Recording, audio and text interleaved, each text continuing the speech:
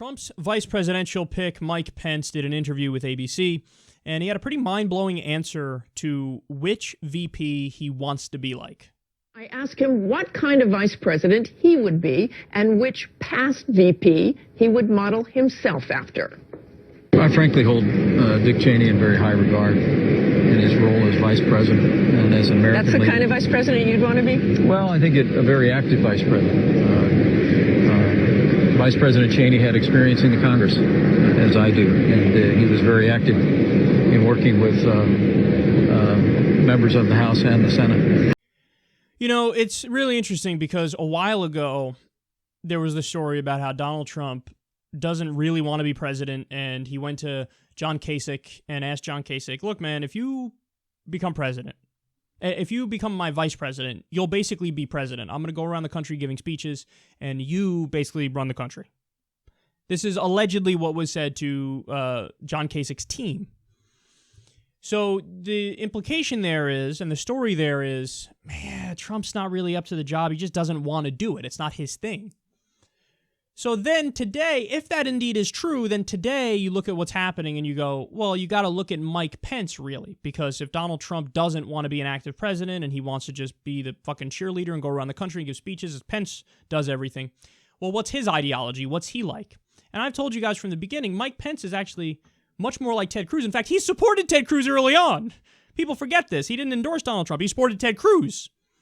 So here's a guy whose ideology is in alignment with Ted Cruz. I'm not kidding when I say Mike Pence gives credit to Rush Limbaugh for launching his career. He was a right-wing talk radio host, Mike Pence was.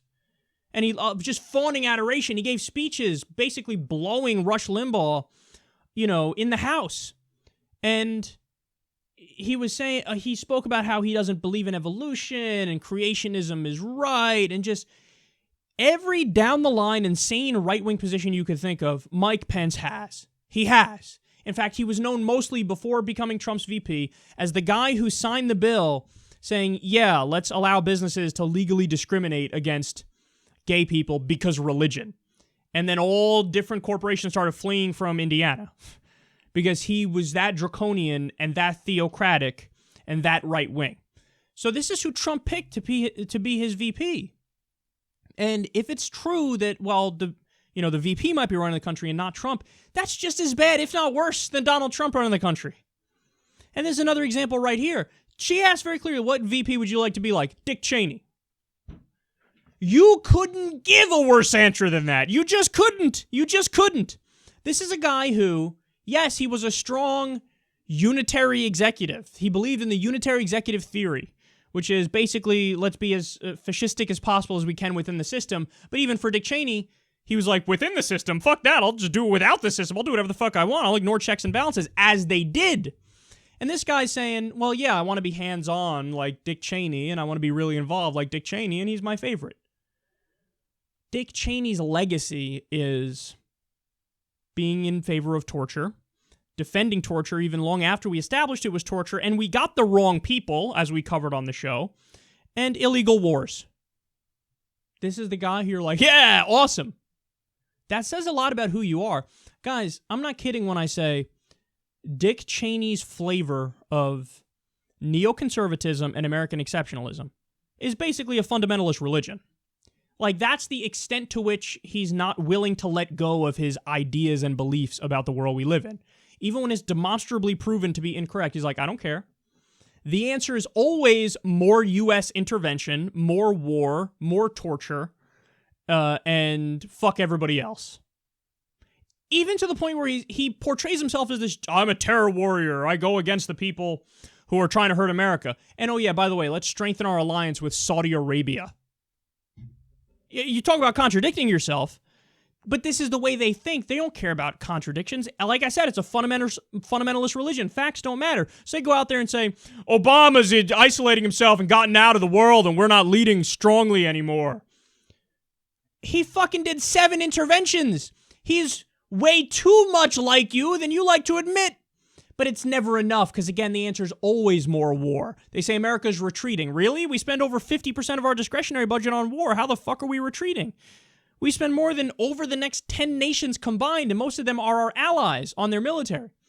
So they spend on their military, over 10 countries, the next 10 biggest militaries in the world. We spend more than all of them combined, and most of them are our allies. That's insanity. But this guy looks at Dick Cheney and what he stands for, the fucking Sith Lord himself, and he's like, that's all day, right there, That's scary, man. I think the rot of neoconservatism and American exceptionalism is more deeply embedded in the culture than even I give it credit for. Because even when you talk to well-meaning people who describe themselves as liberals, many of them have this casual belief of like, well, of course, we have to be the world police. What? We have to be, what do you mean? We have to be the world police. Really? We have to be the world police? Well, if we're the world police, why is it we're in bed with and defend at every turn Saudi Arabia, who's arguably the most criminal government on the planet? They have the same ideology as ISIS. They are ISIS that made it. They kill people for sorcery and witchcraft and behead them for apostasy. Oh, but no, it's cool. We're the world police, but we allow our allies to get away with whatever the fuck they want to get away with. Well, then we're not really the police, are we?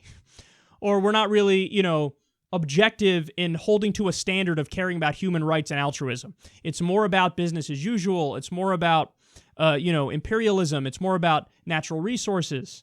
It's more about maintaining the current power structure. It ain't about doing what's right. And it's clear, and our actions prove it. And a guy like Mike Pence says, I want more of that. More of we're above the law, and Cheney is awesome, and torture might be the way to go. This is who he thinks is not a war criminal, not a national disgrace, but the best VP and one he wants to be like.